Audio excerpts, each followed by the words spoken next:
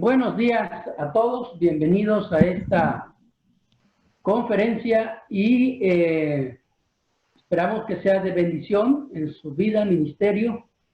Empiezo agradeciendo al doctor Rubén Arjona que aceptó en esta ocasión dar una charla con nosotros, como aceptar nuestra humilde invitación como ministro de Educación del H. Presbiterio de Chihuahua.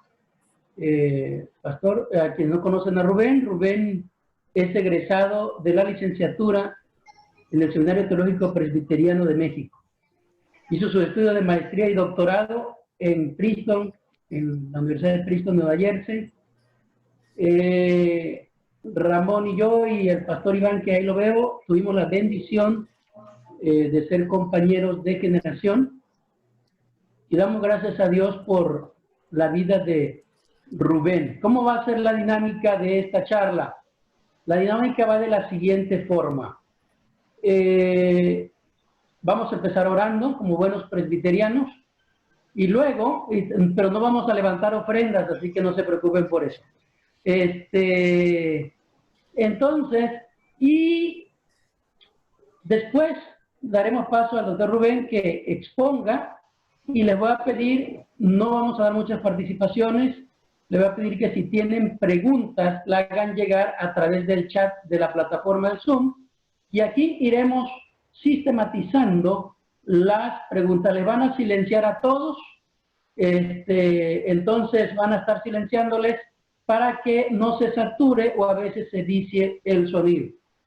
Está aquí con nosotros el pastor Ramón García, que es el presidente del H. Presbiterio de Chihuahua, a quien tengo la bendición de invitar en este momento para que nos guíe a Dios en oración para iniciar esta conferencia.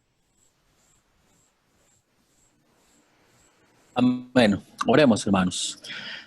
Gracias te damos, Señor, por esta oportunidad que nos das de estar reunidos. Ayúdanos con tu espíritu a aprender a escuchar y sobre todo a guardar en nuestra mente y corazón para una práctica las enseñanzas, Dios de amor, que en tu misericordia quieres darnos. Bendice a cada uno de los presentes. Oramos por aquellos que por alguna razón no pudieran estar en esta sesión.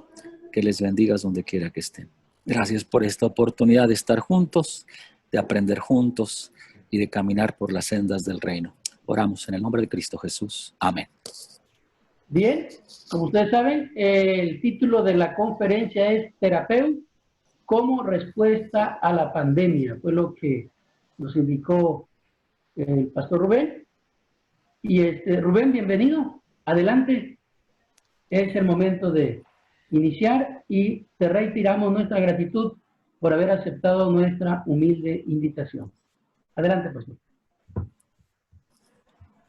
Gracias, Pastor Isaac. Voy a compartir con ustedes mi pantalla para poder ir platicando sobre algunos temas y de esa manera no tienen que verme a mí todo el tiempo. Ayer me decía mi hija, no, papá, tú no estás como para verse tanto tiempo, así que mejor les muestro la pantalla.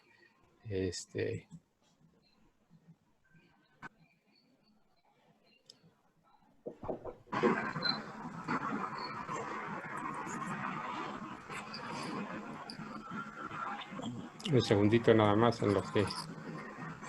Ok, ahí estamos. ¿Sí me escuchan?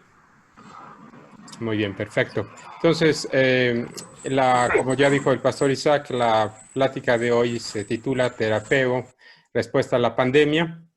Y como todos sabemos, la invitación viene de parte del Ministerio de Educación del H. Presbiterio de Chihuahua, a quienes les agradezco la oportunidad para compartir algunas reflexiones en torno a los desafíos pastorales que hoy estamos enfrentando. Como bien sabemos, la palabra pandemia es una palabra de origen griega, como muchas otras palabras en castellano, y es una palabra que se ha convertido en una palabra cotidiana para nosotros, dadas las circunstancias en la vida de los ministros, de las iglesias y de la gente en general. Según el diccionario de la lengua española, la palabra pandemia viene del griego, pandemia, y originalmente significaba la reunión del pueblo. Como ustedes saben, en nuestro contexto se utiliza para referirse a una enfermedad epidémica que se ha extendido a muchos países. Entonces, pensando en la palabra pandemia y en el origen de la palabra pandemia, en el origen griego, dije, bueno, ¿qué palabra podría responder al fenómeno de la pandemia? Una palabra griega también de preferencia. Y entonces, así fue como llegué a la palabra terapeu, de la que hablaremos ahorita un poquito más. Algunos temas que quisiera yo compartir con ustedes hoy, y como dijo ya Isaac, yo quisiera que tuviéramos oportunidad para el diálogo. Entonces, algunas de estas reflexiones serán breves, de tal forma que tengamos espacio para el diálogo al final. Hablaremos un poquito de terapeu, que significa la vocación terapéutica pastoral de los ministros o de los agentes pastorales.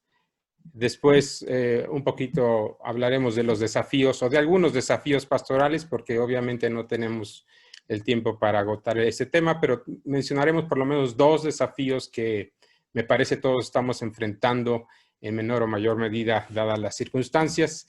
Y finalmente hablaremos del cuidado de otros y ese y ahí muy enfatizado, el cuidado de otros y el cuidado de nosotros.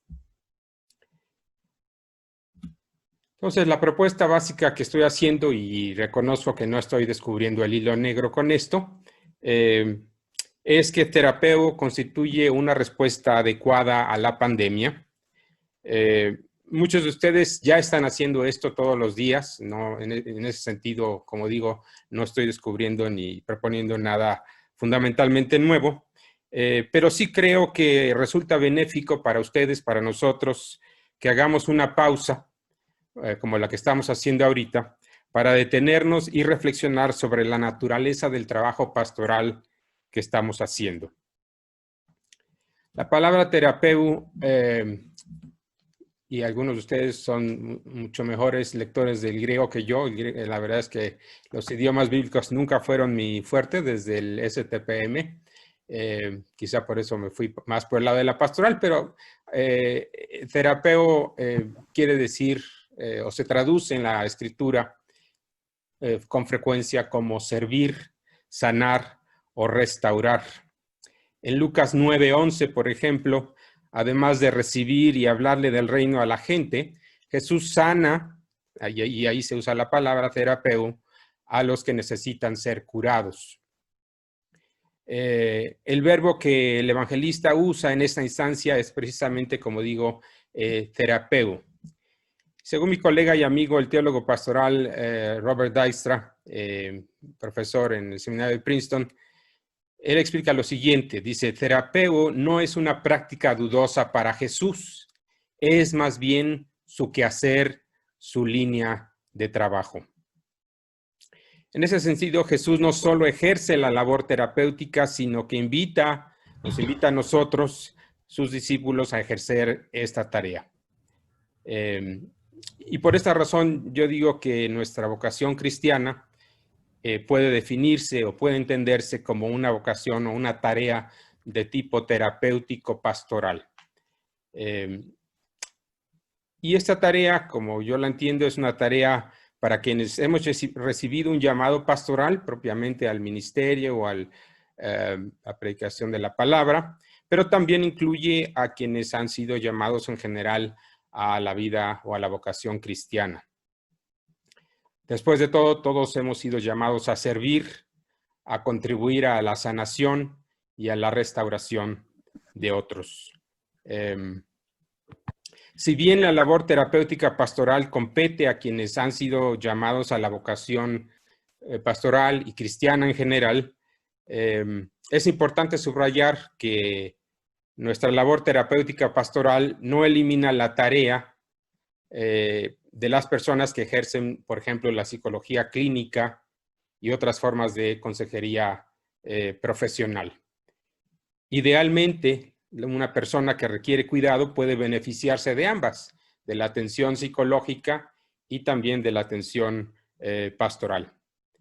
Por otra parte, y esto no es nuevo para muchos de ustedes lo saben bien, hay muchos lugares, muchos pueblos o zonas del país en las que simple y sencillamente no hay acceso a psicólogos clínicos o terapeutas profesionales, o si hay acceso, es sumamente caro, oneroso, y la gente pues no tiene los medios para estar pagando, no sé, 500 o 1,000 pesos cada semana por ir a ver a un psicólogo clínico. Lo que sí van a poder hacer, y ustedes lo saben, es ir a ver a su pastor o a un anciano o a algún miembro de la congregación para compartir sus circunstancias, sus problemas. En ese sentido, su labor, la labor de ustedes, nuestra labor como pastores o agentes pastorales, se vuelve aún más crucial.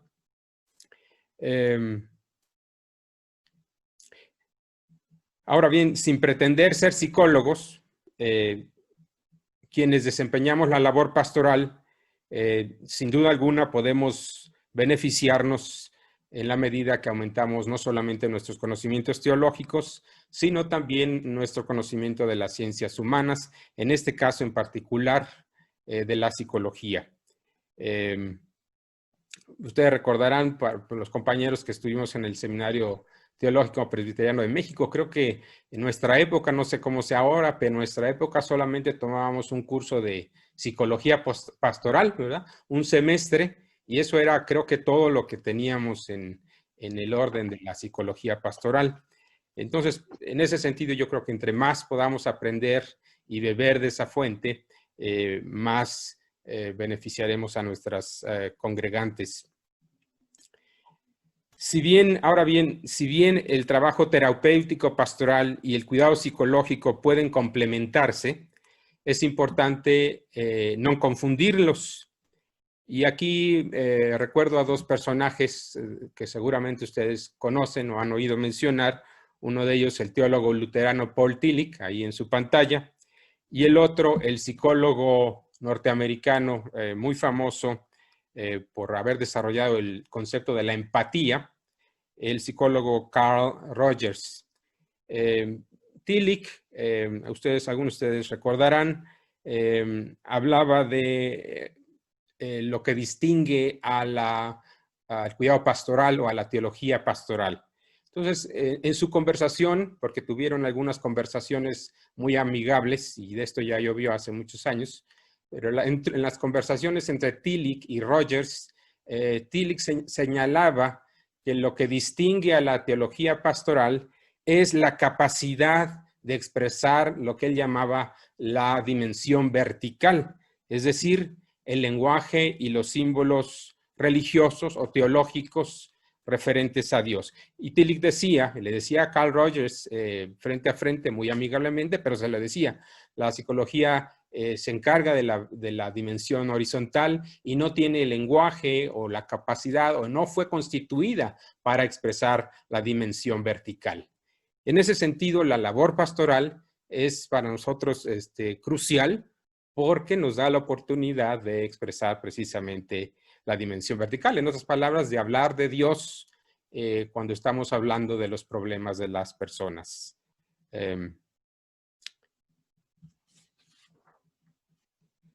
Tillich mismo tenía mucho interés en la labor pastoral y en entender cómo la psicología podía beneficiar a la teología pastoral. Y por eso él buscaba este tipo de diálogos con psicólogos de su época. Sin embargo, Tillich subrayó que a los pastores o a los agentes pastorales no nos toca ser, y él lo decía así, pequeños psicólogos o pequeños psicoterapeutas. Él decía, esa no es la tarea del ministro.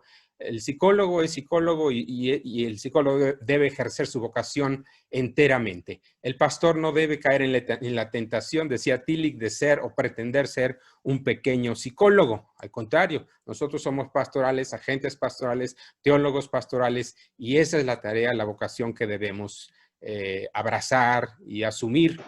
Eso no significa que no podamos o debamos estudiar psicología y otras ciencias humanas, siempre y cuando tengamos presente que nuestra vocación es de orden teológico y pastoral. Y aquí recuerdo las palabras del teólogo checoslovaco, y algunos recordarán, lo conocimos en persona también allá en el seminario, creo que fue en 1996 o 97, cuando visitó México, el teólogo checoslovaco Milan Opochenski, quien fuera secretario de la que entonces se llamaba la Alianza Mundial de Iglesias Reformadas. Ahí está Opochenski, y una de las frases que más me gusta de su ensayo, La belleza y el servicio de la teología, es esta. Él decía, la teología está relacionada con la vida, su propósito es sanar, liberar, habilitar y enriquecer. Esa frase, se los confieso, es una de mis favoritas. El propósito de la teología es sanar, liberar, habilitar y enriquecer.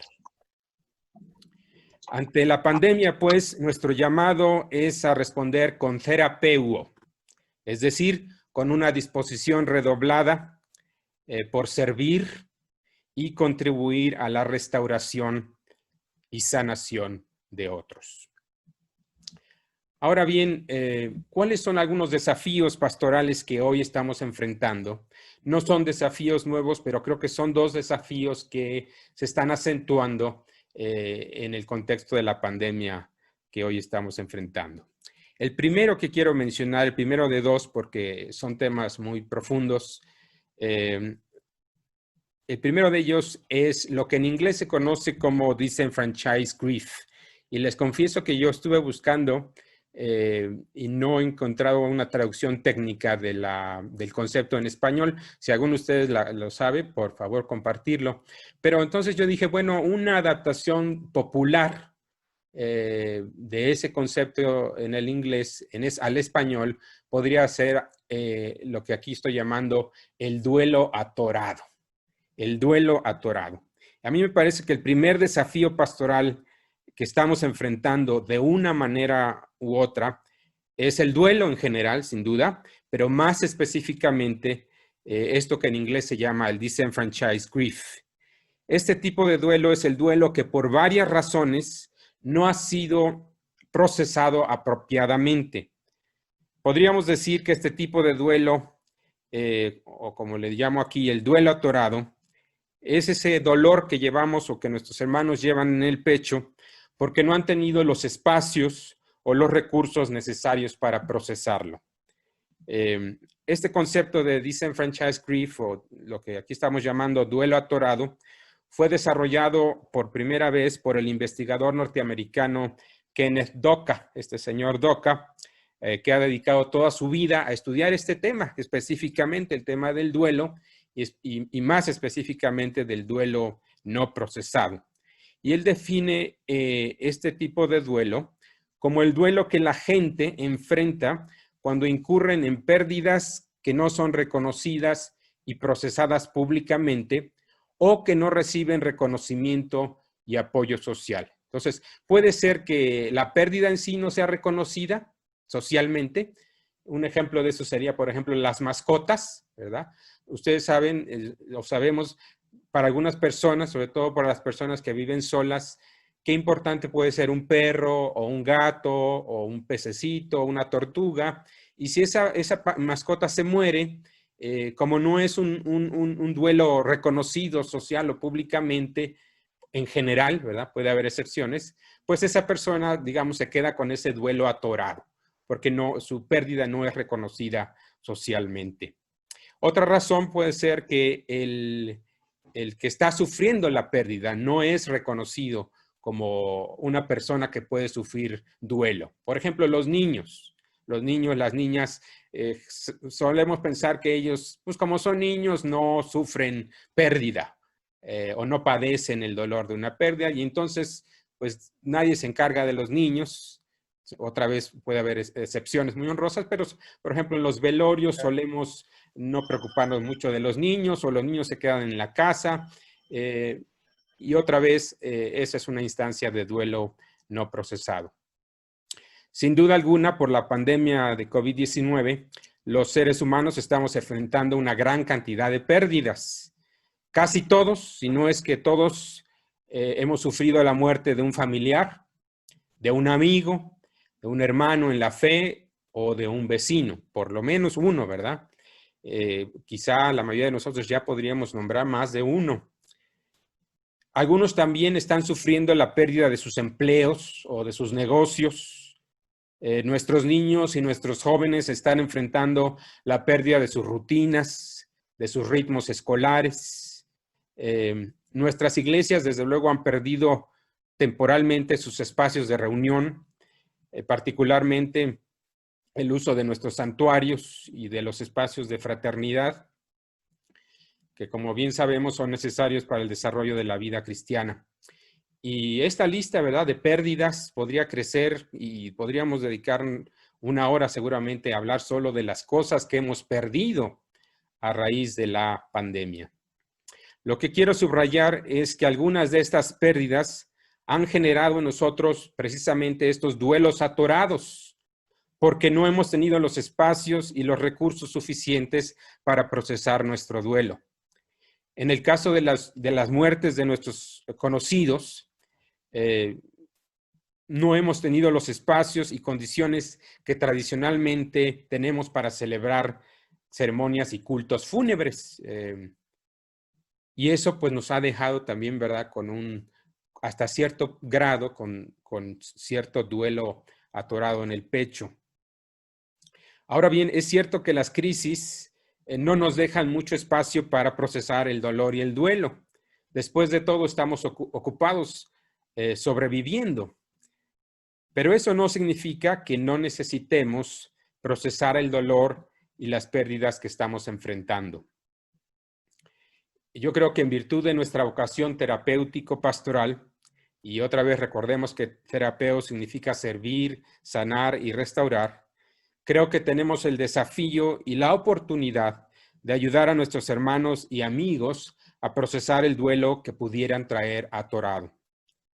Esta tarea de acompañar y de llorar con los que lloran es sin duda una forma en la que Jesús mismo practicaba su ministerio terapéutico. Y anoche que estaba yo escribiendo estas líneas, pues recordé desde luego el caso de la historia de la muerte de Lázaro. Ustedes se acuerdan bien de esa historia. Jesús, como sabemos, se toma el tiempo para acompañar a los que sufren.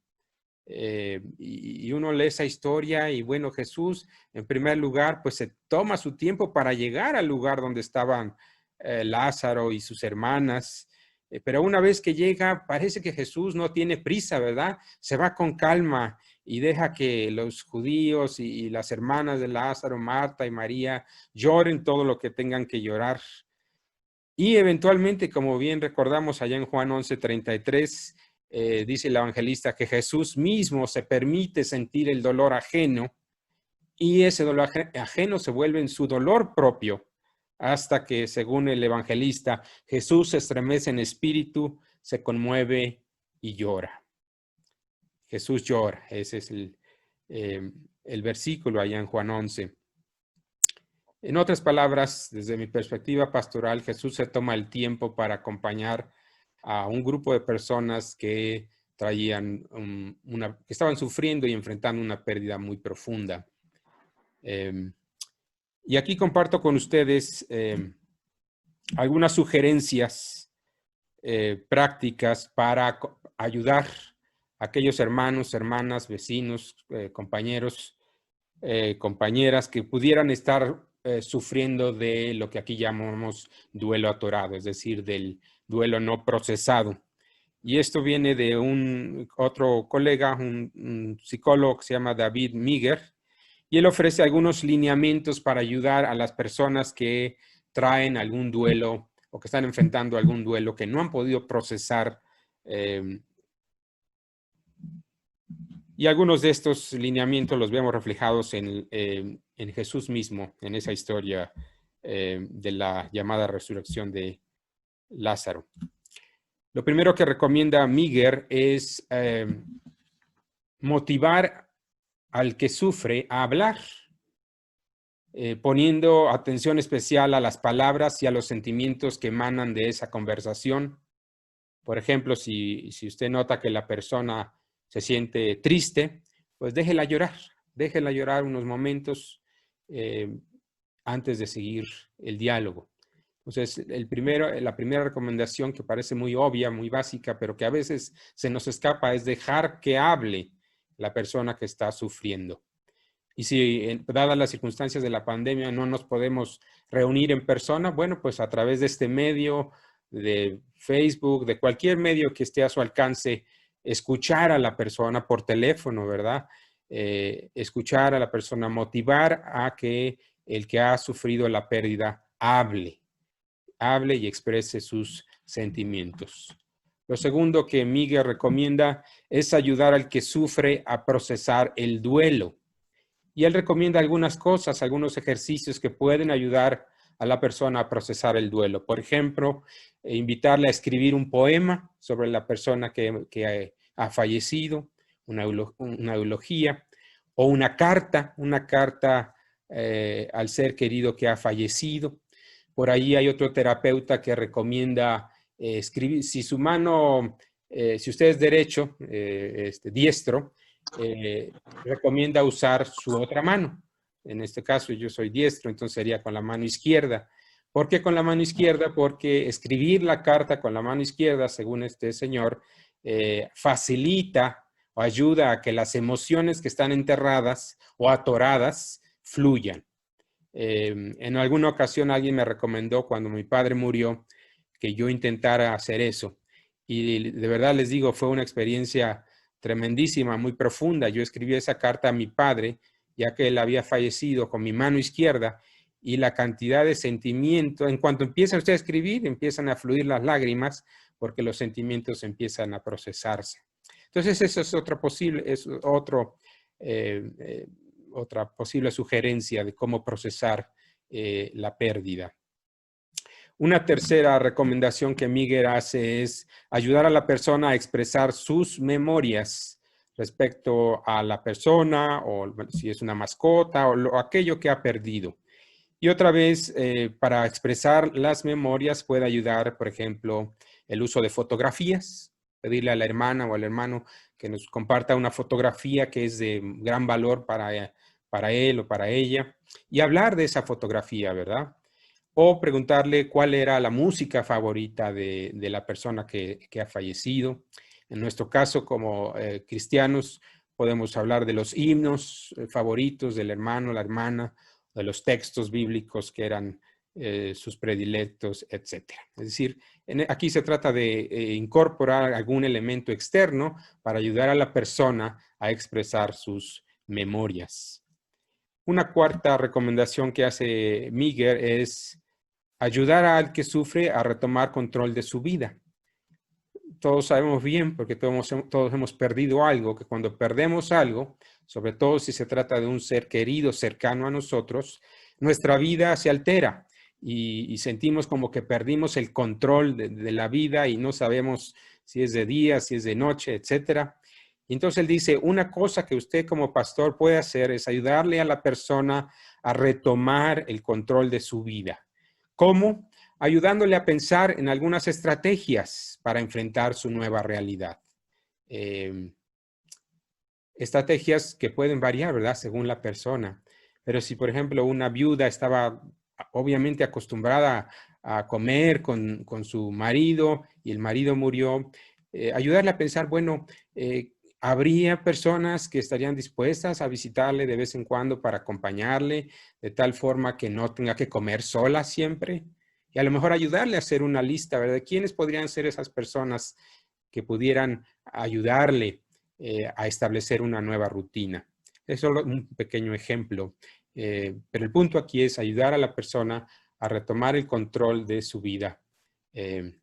La última recomendación que hace Miguel es ayudar a las personas, al que sufre, a encontrar otro tipo de apoyos.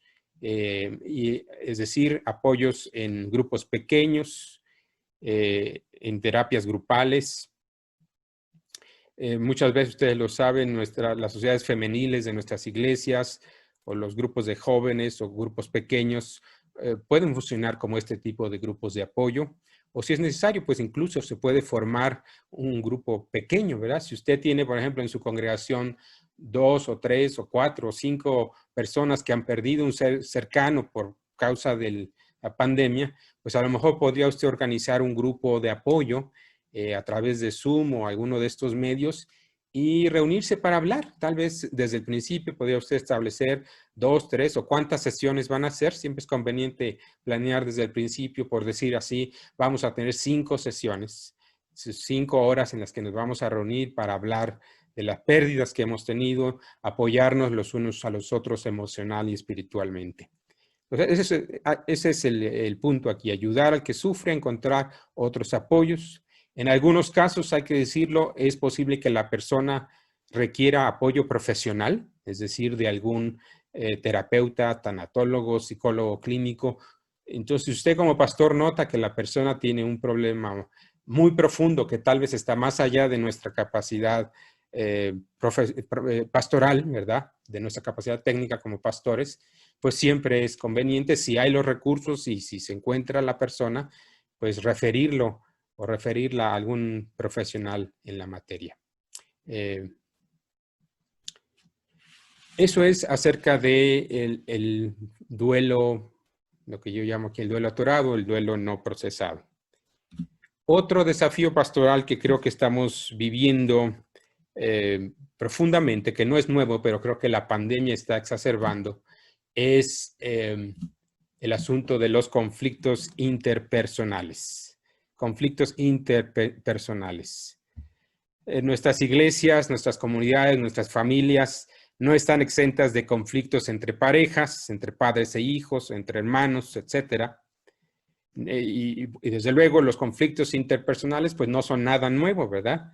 Son el pan nuestro de cada día porque es parte de nuestra humanidad. Sin embargo, es un hecho que las condiciones generadas por la pandemia, específicamente el fenómeno del confinamiento, han contribuido a exacerbar los conflictos en nuestros hogares. Ahora, ¿por qué ocurre esto? No hay una respuesta simple a esta pregunta. Sin embargo, en términos generales, podemos decir que el confinamiento, ¿verdad? El hecho de que estemos todos metidos dentro de un techo, genera las condiciones para lo que en la teoría de sistemas familiares se conoce como fusión. Fusión, ¿qué cosa es la fusión? La fusión ocurre cuando 2 o más personas son incapaces de diferenciarse el uno del otro y en cambio se fusionan emocionalmente como si fueran un muégano, ¿verdad? Todos conocemos ese postre mexicano, el muégano. Así es la fusión, esa es una buena ilustración o una buena metáfora para la fusión emocional, el muégano. Piense usted en el muégano. Así nos pasa cuando nos fusionamos y la fusión aquí es de orden emocional. Por ejemplo, si un miembro del sistema está enojado, vamos a decir, el papá llega muy enojado porque le recortaron el sueldo por este asunto de la pandemia, no hay suficientes ingresos, llega, le hablan por teléfono y le dicen, ¿sabe qué? No lo vamos a correr, pero su sueldo se va a reducir en 30%.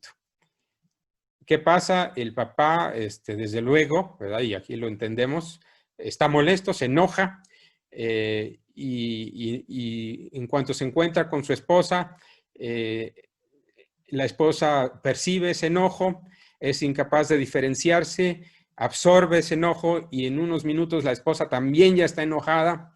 Luego llega el niño chico corriendo, ¿verdad? Y tira un vaso de agua. ¿Y qué pasa?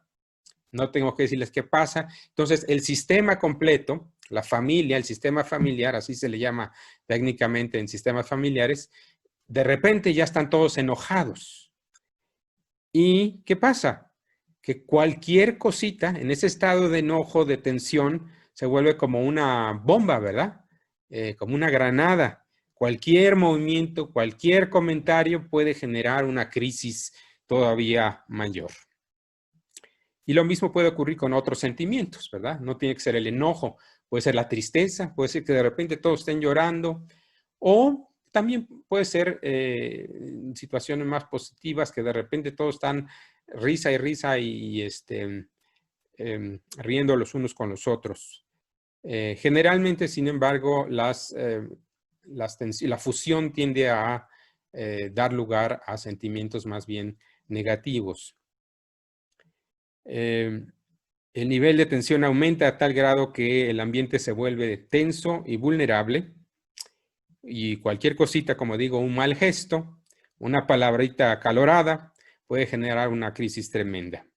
Y no en vano, por eso nos dicen ahora los sociólogos y los periodistas que la violencia intrafamiliar está aumentando durante esta pandemia, como consecuencia de esto, de los ánimos caldeados, podríamos decir, que estamos enfrentando en nuestros hogares. Hace unos días platicábamos con unos hermanos de la Iglesia Renovación de Ciudad Juárez, y una hermana señaló, me parece muy atinadamente, que si bien las condiciones de confinamiento representan un desafío, también son una oportunidad. Oportunidad para resolver y no maquillar problemas, asuntos ajenos no resueltos, sentimientos no procesados, etc. Me gustó mucho esa idea de la hermana. Tomemos esta oportunidad, el hecho que estamos todos juntos, tomémosla como una oportunidad para resolver a lo mejor conflictos añejos que ha habido desde hace mucho. Y en ese proceso, esos procesos pueden volverse complicados. Y creo que ahí también es importante la presencia de ustedes como pastores, como agentes pastorales, ofrecer su presencia, su apoyo a los hermanos y decirles, hermanos, si están teniendo cualquier tipo de conflicto, pues llamen a su pastor, llamen a los líderes, a la femenil, a quien haya que llamar para apoyar en medio de estos conflictos. Y cuando estaba yo pensando en esto, estaba yo pensando en el texto de Colosenses 3:12. Ustedes recuerdan allá en Colosenses 3:12, Pablo exhorta a los colosenses a vestirse, dice, como escogidos de Dios, santos y amados, de entrañable misericordia, de benignidad, de humildad, de mansedumbre, de paciencia. Pero lo más interesante es que según Pablo, la evidencia de esta vestimenta es la capacidad de soportarse unos a otros, soportarse y perdonarse unos a otros, soportándoos unos a otros y perdonándoos unos a otros si alguno tuviera queja contra otro. De la manera en que Cristo os perdonó, así también hacedlo vosotros. La tarea no es fácil, esta tarea de soportarnos y perdonarnos, sobre todo en condiciones de confinamiento.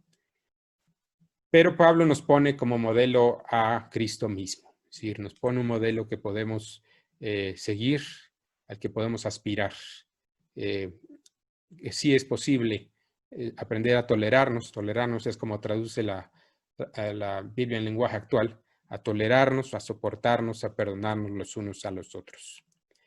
Cohabitar, y esto ustedes lo saben bien porque todos cohabitamos, cohabitar siempre requiere una gran voluntad de soportarse, de tolerarse, de perdonarse. Cohabitar es difícil por definición, pero el apóstol recomienda el perdón, aunque presupone que el perdón es resultado del diálogo a través del cual se presenta una queja. Entonces, aquí la gran pregunta es cómo fomentamos y cómo nutrimos ese diálogo o cómo se presenta esa queja. Y aquí les doy un ejemplo muy práctico que seguramente todos hemos enfrentado, ¿verdad? Estos días de la pandemia, siempre, pero ahora más porque pues salimos menos de casa y pues ahí están los platos, ¿verdad? En el fregadero, montón de platos, y más si tenemos niños y jóvenes que ustedes saben, todo el día tienen hambre y todo el día tienen sed. Entonces allá está la montaña de trastes y eso pues genera tensión, genera malestar entre los padres o quienes estén encargados del hogar, los tíos, los abuelos, quienes estén allá. Y cómo soportarnos, cómo tolerarnos en este contexto, cómo presentar la queja, como dice Pablo. Si alguno tuviera queja, hay que presentarla. Y entonces aquí yo les presento dos alternativas. yo puedo presentar mi queja de manera violenta, ¿verdad? Bajo y empiezo a gritar y digo, miren ustedes, tal por cuales, ya está otra vez el fregadero lleno de trastes, bola de flojos, y bueno, ustedes le ponen ahí, se vuelve el lenguaje florido, ¿verdad? Y se vuelve la comunicación es violenta porque estoy juzgando, ¿verdad? Estoy diciendo, ustedes, bola de hijos flojos, ¿por qué no lavan los platos, no levantan ni un dedo, etcétera? Estoy ejerciendo juicios y estoy siendo violento, ¿verdad? En la presentación de mi frustración. O sea, yo como padre puedo estar frustrado porque no están lavando los trastes, pero puedo comunicarlo violentamente, agrediéndolos y diciéndoles que son esto y aquello, o puedo hacer uso de lo que técnicamente se conoce como la comunicación no violenta.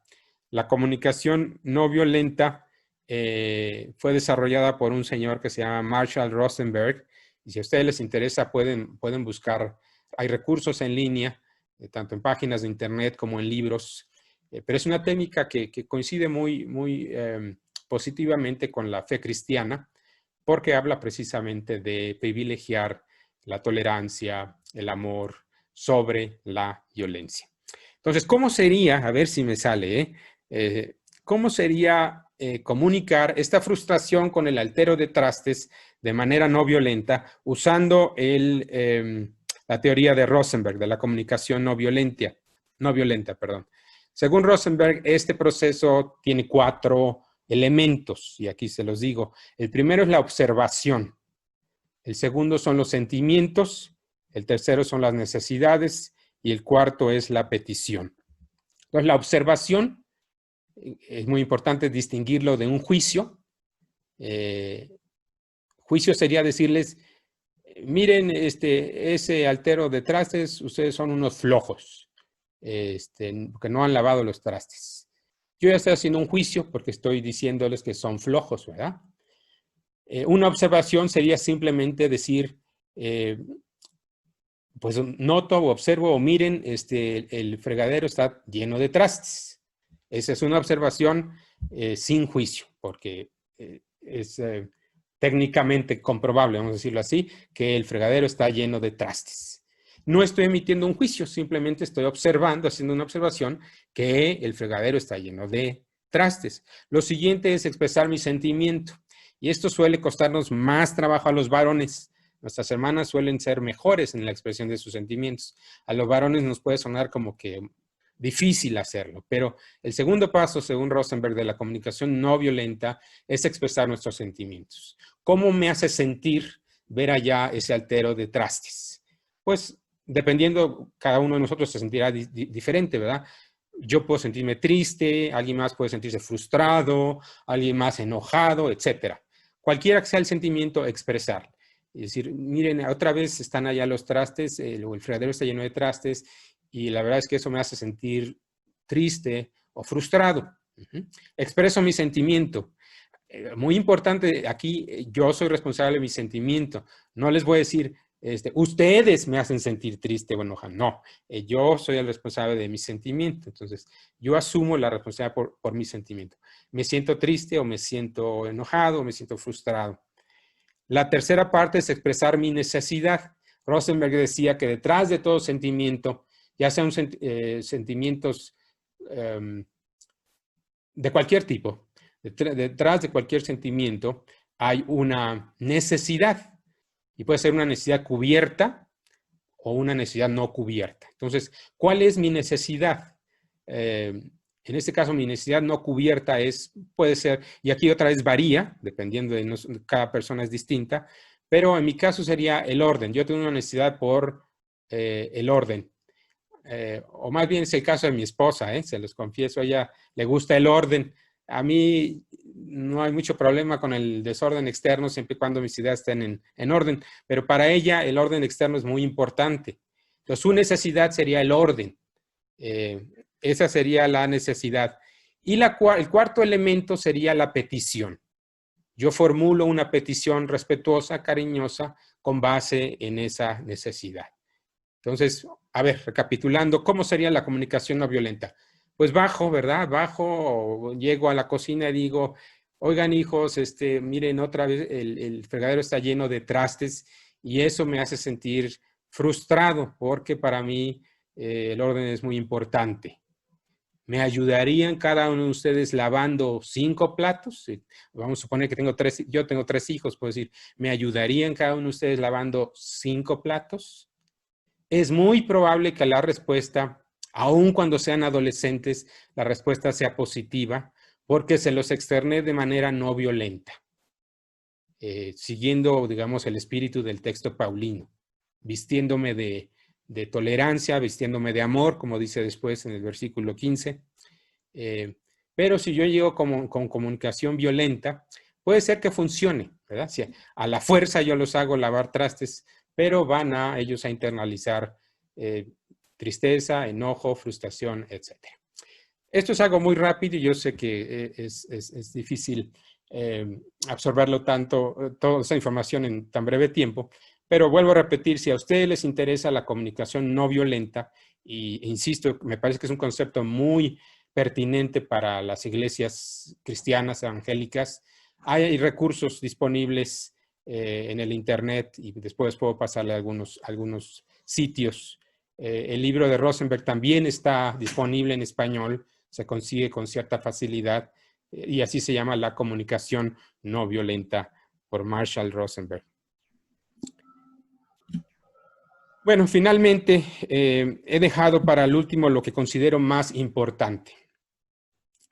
Para ejercer el terapeo, esta vocación de servicio, de sanación y de restauración, es indispensable, y permítanme subrayar con mayúsculas y con negrillas, es indispensable que nosotros como agentes pastorales nos cuidemos o cuidemos de nosotros mismos. Y aquí viene a mi mente una anécdota. En una ocasión, un seminarista le preguntó a un profesor de psicología pastoral, oiga, profesor, oiga, hermano, ¿qué acaso no dice la Biblia que debemos dar nuestra vida por nuestros amigos? Allá el seminarista estaba citando Juan 15:13, ¿verdad? ¿Acaso no dice la Biblia que debemos dar nuestra vida por nuestros amigos? Y el profesor le contestó, sí, es cierto. La Biblia dice que debemos estar dispuestos a dar nuestra vida por nuestros amigos. Pero recuerda, solo tienes una vida, así que escoge sabiamente. La moraleja de esta anécdota es que no podemos, como pastores, entregar nuestra vida más de una vez. Y de ahí la importancia de cuidar de nosotros mismos, de nuestra familia también, desde luego, de nuestra pareja, de nuestros hijos, nuestros padres, a quienes tengamos, quienes compongan nuestro círculo íntimo familiar. En su relectura de la parábola del buen samaritano, mi colega, la profesora Stevenson Messner, que da clases por allá en Texas, en un seminario metodista, ella dice que si bien es cierto, el buen samaritano se detuvo a cuidar al hombre herido y vendó sus heridas y lo llevó en su cabalgadura hasta el mesón, incluso dice el texto que se quedó allá con él un tiempecito, pero eventualmente el samaritano siguió su camino, es lo que dice esta hermana. Ustedes se acuerdan lo que dice el texto. El samaritano pidió al mesonero que cuidara del hombre herido y le dijo, si algo te debo, yo te lo pago después, ahí te encargo. La clave está ahí en ese, ahí te encargo, porque en ese momento, digamos, el buen samaritano se diferenció, o como decimos en México, pintó su raya respetuosamente y dijo, ahí te lo encargo, yo ya hice lo que podía, yo tengo que seguir mi camino. Entonces, al respecto, mi colega dice, y aquí la cito, ella dice, el samaritano no dio todo lo que tenía, no se lastimó ni negó su propio ser. Se amó a sí mismo y amó a su prójimo. En cierta forma, se apoyó en la comunidad, en el equipo de trabajo representado por el mesón y el mesonero. Así que en este sentido, mi deseo y mi oración es que cada uno de nosotros pueda seguir el ejemplo del buen samaritano. Es decir, que encontremos la fórmula para amar a nuestro prójimo y también amarnos a nosotros mismos. En un sentido, la labor terapéutico-pastoral empieza con y por nosotros mismos y en nuestros hogares. Y por eso quiero terminar con este diagrama que tienen ustedes ahí en sus pantallas. Y yo les invito a imaginar, a mirar ese diagrama. Y si yo les dijera, a ver, hermanos, denle una calificación del 1 al 10, en el que 1 es muy poquito y 10 es mucho, para cada una de las siguientes categorías. Si yo le preguntara cómo está su salud espiritual, por ejemplo, esto se supone que es una Biblia allá arriba, ¿no? ¿Cómo está su salud espiritual en la escala del 1 al 10? Es decir, su relación con Dios, su ejercicio de los medios de gracia, etcétera. Acá en el recuadro verde, ¿cómo está su salud física? Otra vez en la escala de 1 al 10, se daría a usted un 1, un 5, un 10. ¿Cómo está su salud emocional? Aquí en el corazoncito. Expresa sus emociones con facilidad, trabaja, procesa sus emociones, o trae ahí atorado cierto rencor o cierta frustración o cierta tristeza. ¿Cómo está usted en el área emocional? Acá abajo en el recuadro azul, ¿cómo está en el área social? Sus relaciones interpersonales con su familia, con sus colegas de trabajo, con la congregación, con el consistorio, con quien sea su equipo de trabajo. ¿Cómo están esas relaciones? ¿Hay comunicación abierta, comunicación no violenta, diríamos? ¿Cómo está en la escala del 0 al 10 en materia social? Y finalmente, no podemos obviarlo, es parte de nuestra vida. ¿Cómo está en materia material, ¿verdad? Del 0 al 10, y esto implica pues, recursos financieros, también, ¿verdad? Desde lo más básico, alimentos, ropa, vestido, casa, ¿cómo está? Y después que hemos reflexionado, la invitación sería, bueno, ¿en cuál de estas áreas necesito trabajar? Algunas cosas dependerán de mí, otras no dependerán de mí, ¿verdad? El salario, desafortunadamente, no depende de uno, sino de quien lo asigna a uno. Pero hay otras cosas que sí podemos trabajar. Y en algunos rubros y en algunos casos es posible que necesitemos buscar ayuda. Por ejemplo, si mi salud física está deteriorada, pues habrá que buscar el apoyo de un médico. Si mi salud espiritual está deteriorada, pues buscar el apoyo de un colega, de un consejero, etc. En cada una de estas áreas, yo les invito a reflexionar cómo está su salud y actuar en consecuencia, porque en la medida que reconocemos, ¿verdad?, dónde andamos fallando, el reconocimiento del problema es el primer paso para resolverlo. Entonces, mi invitación sería a buscar ayuda, los recursos necesarios para avanzar en su propia salud. Porque en la medida que nosotros practiquemos el terapeu con nosotros mismos, estaremos en mejores condiciones de servir a nuestras congregaciones y a las comunidades donde Dios nos ha puesto. Muchas gracias, esto es todo.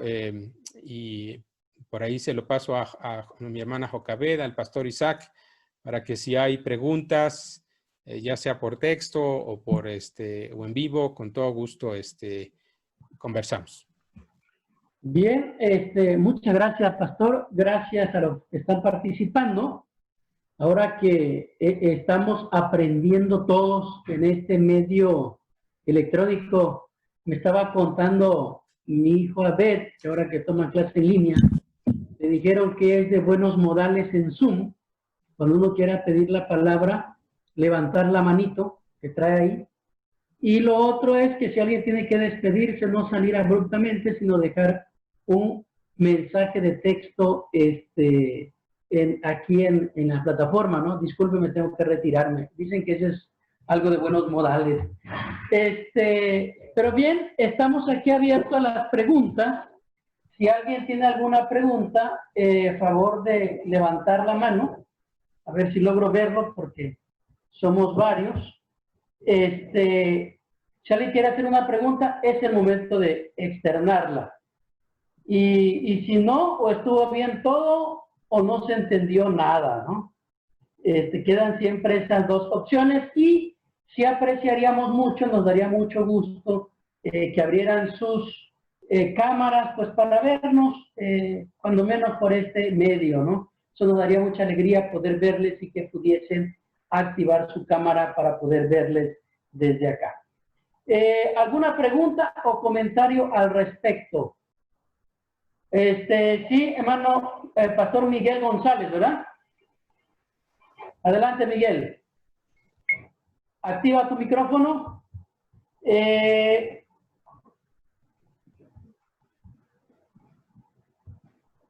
Por favor, si no lo puedes activar, a ver si Abed o Joca nos ayudan ahí para activar el micrófono, porque lo están monitoreando desde por acá.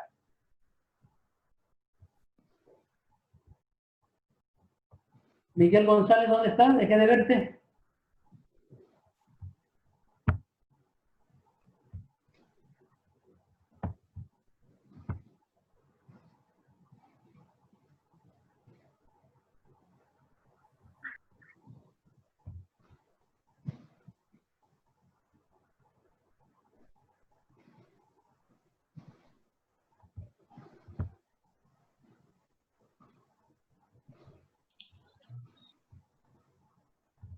¿Pudiste activar tu micrófono, Miguel?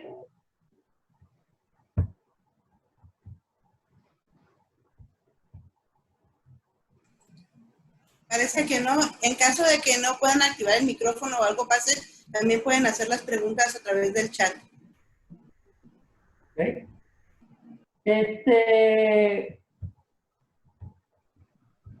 Podemos activar el micrófono de Jorge.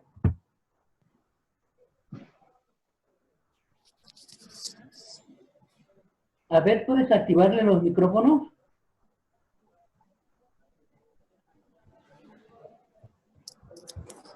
Está levantando la mano el Pastor Ramón. Pastor Ramón, adelante, Sí, Ramón. para comentar, al estar escuchando los desafíos pastorales, me llamó mucho la atención, ya hice la pregunta por el chat, pero me gustaría que quedara también en la mente de todos.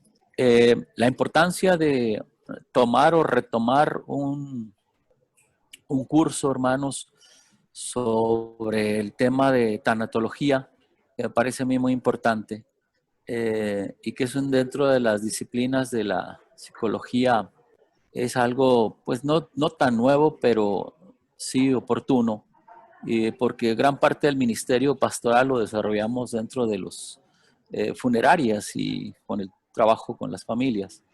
Entonces preguntarle al pastor, a Rubén, al profesor Rubén, no solamente la necesidad de tomarlo, sino cómo sortear estos temores de acercarnos a la psicología clínica y que incluso hay pastores de renombre en Latinoamérica que hacen cuestionamientos muy duros respecto a la disciplina por considerarla poco efectiva o como una alternativa y hacen un reduccionismo bíblico fundamentalista que sí sería bueno poner en claro y de relieve. Y por otro lado, el tema de la pastoral para pastores, ¿no? Como una necesidad e incluso no solamente el apoyo de un colega, amigo, conocido, donde podamos platicar, sino me atrevería a pensar incluso en tener, crear o recrear a través de los ministerios de educación, de los presbiterios o sínodos o la asamblea, el tema de la asistencia psicológica para los pastores, porque también existe esa necesidad. Entonces, las recomendaciones de nuestro hermano pues siempre son todavía de mayor peso que un comentario. Sí, Ramón, gracias. Ambos comentarios son muy apreciados. Sobre lo segundo, ustedes sabrán, tú que estás en el norte, sabes que los presbiterios de acá en Estados Unidos casi todos tienen un pastor cuyo trabajo es el cuidado de los demás pastores. No tiene otro trabajo más que a acompañar y apoyar moral y espiritualmente al resto de los pastores del presbiterio, y ese es su trabajo, y el presbiterio le paga por hacer ese trabajo. Entonces es indispensable encontrar fórmulas para acompañarnos. Otras denominaciones lo que hacen es que te asocian con un colega que no es de tu jurisdicción, para que tengas libertad de hablar de lo que necesites hablar. El apoyo psicológico, como tú dices, es otra alternativa. En cualquier caso, necesitamos dejarnos acompañar, y coincido contigo en que los presbiterios y los cuerpos eclesiásticos tienen una responsabilidad por velar por el bienestar integral de los pastores. Respecto a lo primero, no solamente es en Latinoamérica, en Estados Unidos hay una gran ola que escribe sistemáticamente en contra de cualquier cosa que tenga que ver con psicología, terapia, etcétera, etcétera. De allí que este colega que yo cité precisamente retoma el argumento desde el Evangelio de Cristo, usando la palabra terapeu, ¿no? Y jugando con el argumento de que terapeu viene incluso del griego bíblico, es decir, que Jesús mismo hacía terapia en un sentido amplio, no en un sentido estricto, ¿verdad? No era un psicólogo clínico, pero en el sentido de servir, de restaurar, de sanar. Entonces, estoy de acuerdo contigo en que hay que seguir impulsando ese tema, porque sí hay quienes no les parece, ¿no? Pero creo que además, como reformados, tenemos un argumento de mucho peso. Ustedes saben que Calvino decía que debíamos apreciar el conocimiento humano como una expresión de la gracia general de Dios, en este caso la psicología o la sociología, o como decías, la tanatología, que es todavía más especializado. Bien, aquí están preguntando, por ejemplo, bueno, nadie de los que está aquí tiene experiencia de haber pastoreado en una pandemia, y hemos estado aprendiendo y descubriendo cosas. Pero hay una pregunta que voy a tratar de resumirla en una o dos. Una es que la gente actualmente, cuando fallecen por COVID, ¿qué hacer? Por ejemplo, la gente no está haciendo su duelo completo, porque ahorita te entregan el cadáver y directamente a donde lo vas a sepultar, o en otros casos entregan solamente la ceniza. ¿Qué hacer allá al respecto? Por ejemplo, cómo dar un acompañamiento y cómo hacer un acompañamiento o cómo crear un grupo pequeño de apoyo en ese sentido. Es la pregunta que están haciendo ahorita. Excelente pregunta. Y yo les confieso, ustedes saben, no es ningún secreto, que yo mismo perdí un primo hace poco, el hermano Javier Arjona, que fue uno de los editores del himnario Solo a Dios la Gloria, nada más como referencia. Él murió a consecuencia de esta enfermedad, y efectivamente yo sentí lo que este hermano o hermana está diciendo. Pues no pudimos tener un velorio tradicional, todo fue muy rápido. Entonces creo que aquí habría que retomar algunas de las sugerencias de Miger. Es una forma de hacerlo, es generando, digamos, como un grupo de diálogo virtual, como lo estamos haciendo ahorita, en el que la familia pueda conversar sobre el ser querido que ha muerto. Y se pueden utilizar, como digo, ayudas externas, poemas, cartas, fotografías, himnos, lecturas bíblicas, etc. Lo importante es dar la oportunidad de que la gente hable, que es lo que generalmente ocurre en un funeral, ¿verdad? Ustedes lo saben. Se da oportunidad para que la gente hable, exprese sus emociones. Entonces, encontrar la manera de que la gente exprese sus emociones. Primero Dios, esto pasará y en algún momento volvernos a reunir en los templos, en las casas. Y otra alternativa, ¿verdad? Es también esperar, quizás, digamos, dentro de un año, cuando se cumpla un año del fallecimiento de la persona, se puede organizar un culto de acción de gracias por la vida de la persona, en el que se presenten testimonios, himnos, etcétera, de tal manera que ese duelo que está atorado pueda procesarse ¿Cómo organizar un grupo? Pues la verdad es que eso depende de cada uno de nosotros, pero es tan sencillo como organizar una conversación en Zoom o en cualquiera de estos medios. Y si no se tiene el conocimiento técnico, pues hay hermanos que sí lo tienen. Y si usted tiene, mira, acérquese a su pastor, acérquese a algún anciano, a la femenil, ¿no? Qué sé yo. Siempre hay gente dispuesta. Yo he descubierto que durante estos días que siempre hay gente dispuesta y con la necesidad de encontrarse en estos medios para dialogar, como lo estamos haciendo hoy. Bien, a ver, ¿quiere hacer un comentario o una pregunta? Adelante, a ver, ¿dónde estás? Sí. Buenas tardes, buenos días, tardes a todos, algunos ya. Días a los de Sonora, tardes a los de México. Mi comentario más bien iba enfocado en el sentido de que yo como estudiante de Derecho, creo que el tema que se acaba de tocar por parte del doctor Rubén Arjona es muy importante por parte de la Iglesia, porque nosotros como lo estudiamos, el derecho lo único que dice es que puede juzgar a partir de lo que ya se hizo. No puede juzgar a partir de algo que todavía se está pensando en hacer. Entonces, la parte en lo que él está diciendo es nosotros, ustedes más bien, y nosotros como iglesia, tenemos un papel importante al momento de relacionarnos con la persona, de tratar con esa persona. Y por medio del derecho también, las instituciones no solo psicológicas, sino religiosas, también juegan un papel importante en la sociedad. Es decir, que a través de esto, si nosotros tratamos de manera correcta como institución las cuestiones psicológicas y de duelo hasta donde nos permita nuestro alcance, evidentemente la tasa delictiva y tasa de algunas otras cosas que puedan llegar a pasar, ya hablando en el sentido legal, van a disminuirse. Y si bien hablamos ahorita desde un ámbito psicológico para tratar como iglesia, que creo es un reto porque muchas veces como miembros de iglesia y servidores de iglesia, no tocamos, es una realidad que los jóvenes de hoy en día es algo que necesitan. Mucho de la retención en jóvenes está en la capacidad de escucharlos y a raíz de eso nace la amistad.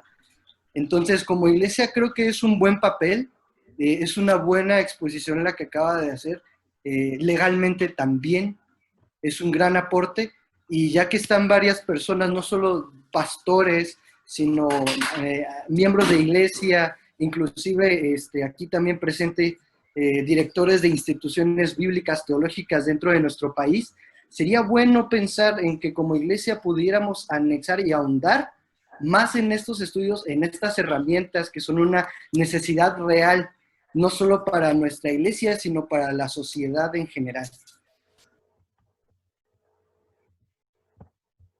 Bien, muchas gracias. ¿Alguien más quiere hacer una pregunta o comentario? Es el momento de hacerlo. El pastor Iván, el rector del Seminario Teológico Presbiteriano de México, da buenas tardes a todos, y al doctor Rubén por su conferencia tan enriquecedora. Gracias, hermano al presbiterio, por compartir esta invitación.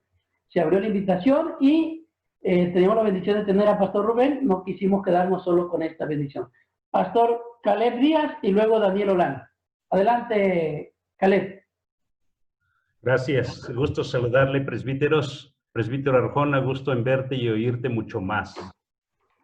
Aunque tocaste ahí de pasadita el área de los niños, niñas, pero es un terreno que poco se trabaja ahí en el área de los niños y niñas que están sufriendo también muchísimo, sobre todo por el confinamiento. Quizá hace falta tiempo para ahondar mucho en la pastoral con los niños. Sí, Caleb, sin duda. Gusto en saludarte igualmente. Estoy de acuerdo contigo. Como señalé, los niños suelen ser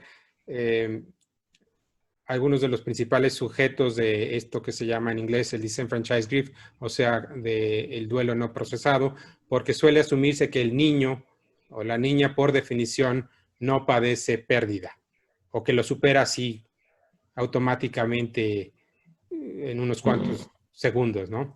Y no es así, los niños también sufren pérdidas, duelo, y hay que encontrar maneras de ayudarles a procesar el duelo. La verdad es que yo no soy experto en terapias infantiles, pero igual un tema para otro evento podría ser el cuidado de los niños durante la pandemia, y podríamos invitar a algún experto en la materia. Pero estoy de acuerdo contigo, Caleb.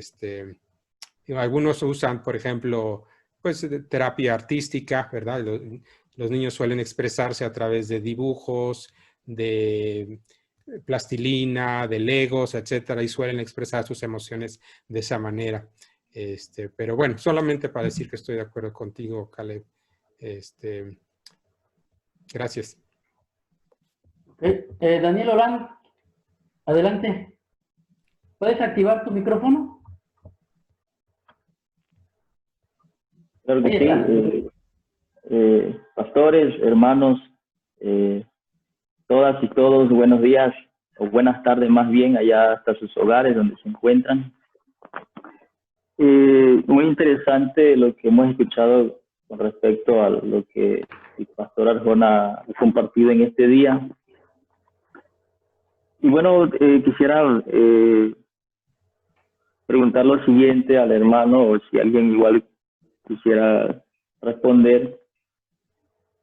Si la Biblia es nuestra regla de fe y práctica, ¿qué alcance o qué ayuda podemos obtener de la psicología? Porque es interesante, o qué diferencias hay entre una psicología pastoral o con la consejería bíblica, Me gustaría, no sé si se entendió la pregunta.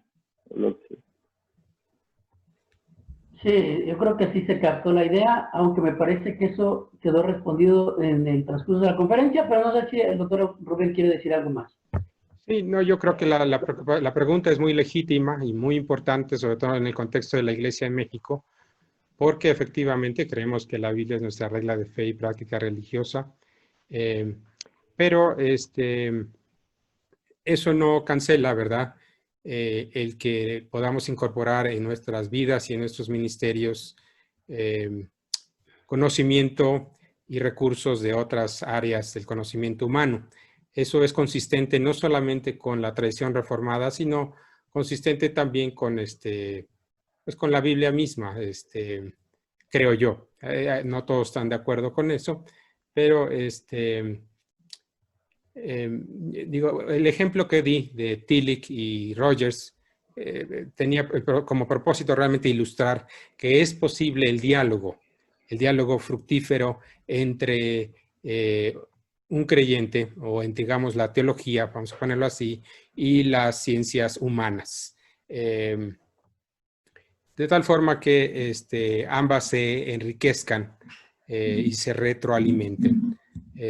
Pero digamos, poniendo un ejemplo un poco burdo, pero si yo me enfermo, pues desde luego que la Biblia es mi regla de fe y práctica religiosa, pero también quiero la opinión y la intervención de un médico, ¿verdad?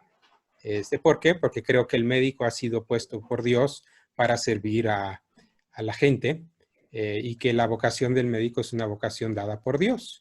Lo mismo podríamos decir del psicólogo o del abogado, ya que está aquí Abed, o de cualquier otra área profesional o del conocimiento humano, sobre todo de las ciencias humanas. Entonces creo que hay manera de reclamar y de utilizar el conocimiento humano sin que eso constituya ninguna afrenta a nuestro principio de apego a las Escrituras y a la Biblia como regla de fe y práctica religiosa. Bien, la Biblia es nuestra regla de fe y práctica en cuestiones de fe. Porque algunos quieren ver un tratado de psicología o de zoología ahí en la Biblia, y la Biblia es un libro de fe. Pero bien, ese es otro tema que quedaría pendiente por ahí. Bien, gracias. Agradecemos a Pastor Rubén, gracias por el tiempo, gracias por ver algunos que... A ver, Francisco Javier quería participar. Adelante. Gracias, Pastor Isaac, por permitirme la palabra y agradecer al doctor Rubén Arjona Mejía esta exposición. Es muy gratificante, muy alentadora y muy desafiante también en nuestros desafíos pastorales aquí en México y sobre todo también en el mundo y Latinoamérica, yo creo. Entonces es un fenómeno que no estábamos preparados nadie para esto. Rubén, gracias por esta participación. La verdad es que es un honor y un privilegio escucharte, sabiendo que pues Dios te ha preparado, te ha llamado para este momento. Quisiera preguntarte si tienes alguna sugerencia, algunas pautas homiléticas que nuestros pastores, nuestros misioneros, hermanas, hermanos, líderes de la iglesia pudieran estar tocando en los sermones domingueros, valga la expresión, ¿verdad? Pero en lo personal, bueno, ya tu pregunta, estoy ocupando este librito, lo alcanzan yo creo a ver, me di a la tarea de, pues mi necesidad pastoral y contextual en la zona es difícil, es la fuerza sanadora de las parábolas de Jesús, de la serie El Pozo de Siquén, y bien interesante porque trabaja las parábolas a través del duelo, la angustia, los conflictos, también todo lo que mencionaste, de alguna manera hay algunas pautas, pero tú en lo particular hay más material, sobre todo en inglés, que pudieras mencionarnos, compartir. Gracias, Rubén. Sí, muchas gracias, Francisco, gusto en saludarte y gracias por tus palabras. La verdad es que sí, mucha de esta literatura que yo cité hoy está en inglés, pero si algo de lo que yo hablé les interesa, con mucho gusto les mando los datos bibliográficos y si necesitan algo más específico, con mucho gusto, pues escríbanme y yo puedo mandarles recursos específicos, ya sea artículos o títulos de libros, o si los tengo yo, puedo mandarles escaneado lo que tenga. Con toda confianza, yo creo que en este tiempo más que nunca tenemos que hacer labor de equipo, como el buen samaritano, ¿verdad? Echar mano del mesonero y del mesón y apoyarnos los unos a los otros. Pero en términos generales, Francisco, yo diría que hoy más que nunca, ¿se acuerdan ustedes de aquella metáfora famosa de Karl Barth que decía que debemos vivir, el cristiano debe vivir y sobre todo el predicador debe vivir con la Biblia en una mano y el periódico en la otra? Creo que hoy es más cierto que nunca. Tenemos que vivir con la Biblia en una mano y con el periódico, que hoy los periódicos son más bien virtuales, ¿verdad? Pero el Facebook mismo se ha vuelto como una especie de periódico, porque ahí nos enteramos de las crisis, de muchos chismes, ¿verdad? Pero también nos enteramos de las crisis que la gente está enfrentando. Entonces creo que hay que tomar muy en serio los padecimientos de las personas, las pérdidas, lo que nuestros hermanos y nosotros mismos estamos viviendo cotidianamente y establecer el diálogo intenso, como lo estás haciendo tú, Francisco, a través de ese libro, establecer un diálogo intenso con el texto a partir de la realidad que estamos viviendo. Sí, Sergio Desiderio quiere hablar. Adelante, Sergio, a ver si te puedo reiniciar o desde allá puedes activar tu... Sí, muchas gracias. Primero, me da gusto verte, Rubén. Un abrazo desde aquí, desde México. Y yo había hecho la pregunta precisamente de cómo formar una comunidad de apoyo, sobre todo pensando en una cosa. Dice el dicho que ojos que no ven, corazón que no siente. Y ahora el exceso de información está generando un problema. Muchos, y me lo han pedido en la congregación, ¿sabe, pastor? Me voy a salir del WhatsApp de la congregación porque malas noticias, problemas por acá, etcétera, y ya estoy cansado y no tolero más. Y entonces se salen, porque cuando se salen yo les pregunto, entonces tengo un doble WhatsApp, un WhatsApp de difusión y un WhatsApp donde están todos los que quieren interactuar. Y entonces, en ese nivel que hago la pregunta, porque ante tanto información y dolor alrededor, hay mucha gente que prefiere no ver, no escuchar, yo solito estoy bien, hasta que a veces les pasa algo a ellos o a su familia, pero mientras nada ocurre, quieren mantenerse en la indiferencia. Y esa es más bien la pregunta. ¿Qué hacer cuando ya nos volvemos insensibles, cuando empezamos a ver esto como algo normal y como no me ha pasado a mí, pues allá que el mundo ruede. Gracias, Sergio. Gusto en saludarte igualmente. Excelente pregunta. Efectivamente estamos, no de ahora, pero con la pandemia se ha exacerbado, enfrentando una saturación de información tremenda, ¿no? Por todos lados nos llega información y, como dices, generalmente es de tipo negativa o información que la verdad nos carga mucho el alma, por decirlo así. Y yo creo que tenemos necesidad urgente de encontrar espacios alternativos donde hablemos de la otra parte, de la esperanza. Entonces creo que una alternativa sería, por ejemplo, organizar un grupo en Zoom o en donde sea, de 5 sesiones, vamos a decirlo así, en la que invitemos a los hermanos a conversar, un conversatorio en el que nos vamos a centrar solamente en aspectos constructivos, positivos, y poner, digamos, 3, 4 lineamientos sobre los criterios que van a regir nuestra conversación. Yo creo que esto del mesón y el mesonero, pues también como pastor, Sergio, tú sabes que hay que tener muy a la mano los datos, los recursos de personas con las que uno cuenta, médicos, psicólogos, bueno, de todo, ¿verdad? De tal forma que cuando se requiera podamos llamar al mesonero o ir al mesón. En todo caso, recordad que no todo podemos hacerlo nosotros.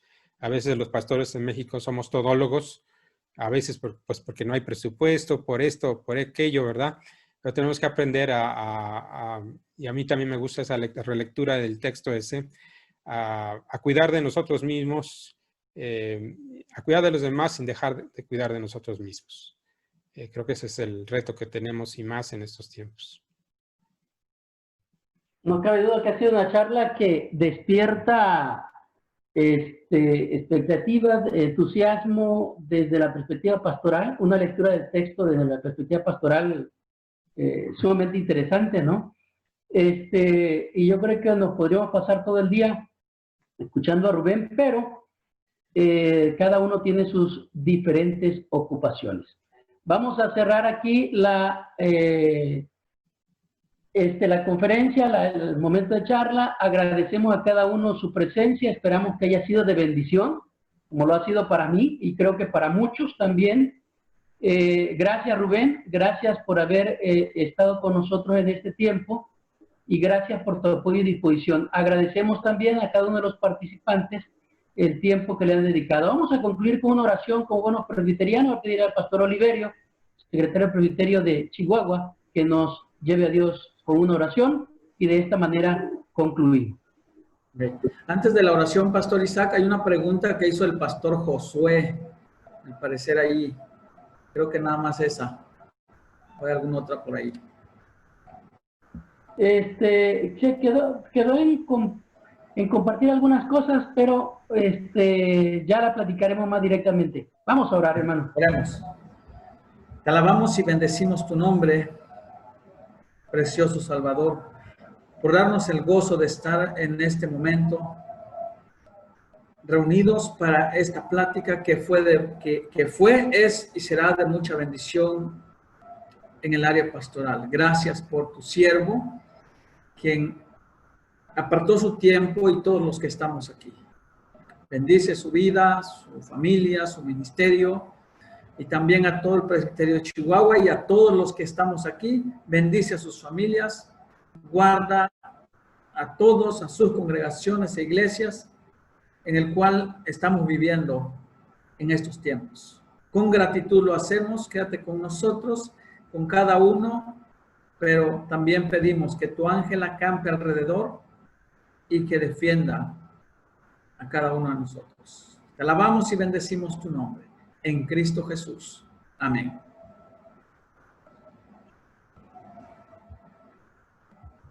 Bendiciones, gracias por participar a todos. Bendiciones. Gracias. Gracias. Bendiciones a todos. Gracias, doctor.